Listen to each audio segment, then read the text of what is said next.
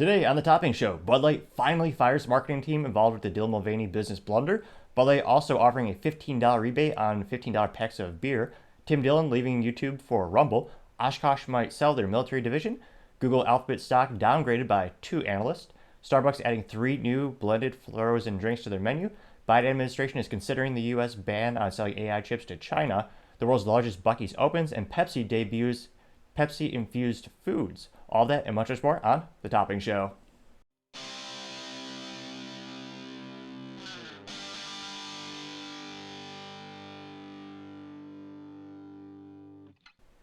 Thank you for taking the time to tune in today. Today's episode's Topping Show is sponsored by Topping Technologies. Topping Technologies is an IT value-added reseller and services company with a special proficiency in IT security. Heck, I see the founder released twice today. Gotta say, he's quite handsome and brilliant. He's me, that's the joke. If you're an IT leader or business owner and need a little assistance, you can reach the team at sales@toppingtechnologies.com. Now, going on to the business part of the podcast, you have Oshkosh considering that they might actually sell their military division, all because the Army is picking a rival. Now, Oshkosh was established all the way back in 1917 over in Wisconsin, which makes sense. It's also coincidentally the name of a city in Wisconsin.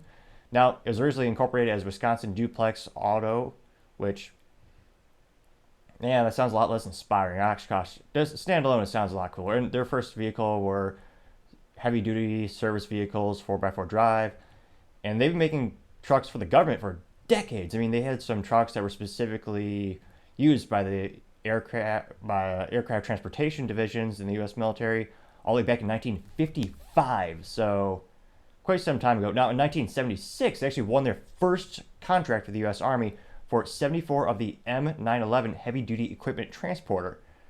Now, the particular bid that they lost currently with the U.S. Army is the bid to construct the next-generation tank for the U.S. military, which would replace the Bradley fighting vehicle.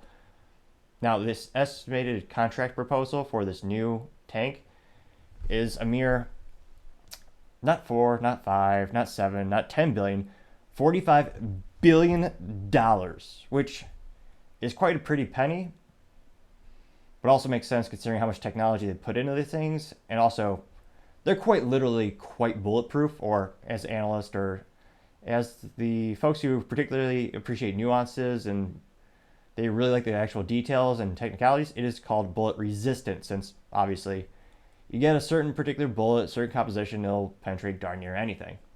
So that's why you hear of bullet-resistant glass, not bulletproof glass. But I digress. Now, the Army announced that they narrowed down the decision. There was originally 3 contenders. Now it's down to General Dynamics as well as American Rightmall. And the replacement is going to be called the XM30. It's going to be the XM30 mechanized infantry vehicle. And it's going to have a hybrid electric engine and possibly self-driving functions. Now, I couldn't help but laugh a little bit at the idea of having a hybrid electric engine with a tank. I don't know how practical this is going to be. I mean, if you just think about hybrids, EVs, I mean, usually when you have a tank and the military is going places, they're not always, but usually not the nicest places on the planet. You're not going to see a Tesla charger in the middle of the desert yet. Tesla's growing exponentially, but yeah, to think of they want a hybrid electric engine. They're going to plug in a tank. And also, the biggest detriment to heavy vehicles, EVs are garbage, mechanically speaking, for heavy vehicles, since the more the weight, the more the battery power you're going to use, the less efficient it's going to be. That's why you look at ones that are much more efficient. They're very lightweight, smaller vehicles. You saw this with, you have the GMC Hummer, which is somewhat of an abomination in and of itself in terms of the Hummer is now an EV, SUV, costs $100 to charge depending on where you live. You even saw this with the F-150 Lightning when the EV truck came out. As soon as they started to tow anything, the range just crashed to nothing.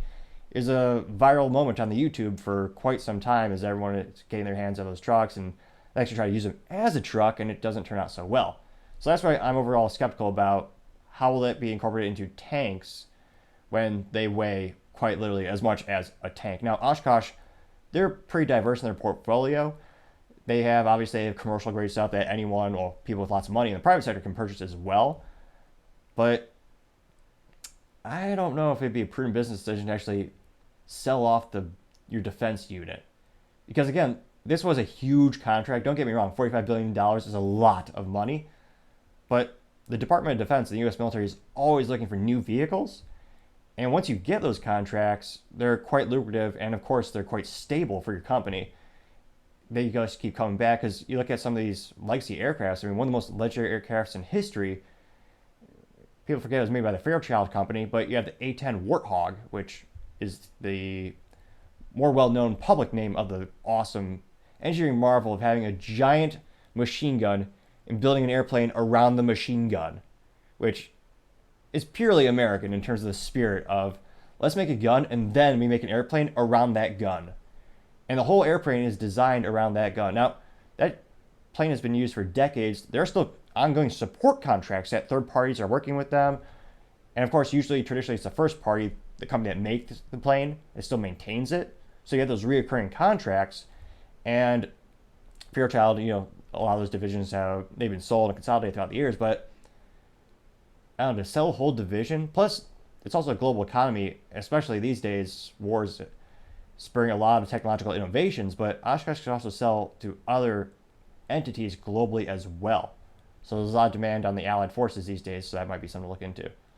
So time shall tell. If they actually sell it, I would most likely consider it a business blunder. Thank you everyone for taking the time to tune in today. Really appreciate it if you take the time to like, subscribe, and comment. All the feedback is greatly appreciated. Also, don't forget to tell your family, tell your friends, tell your coworkers, heck, tell your enemies, tell anyone and everyone to stay safe and fight the good fight.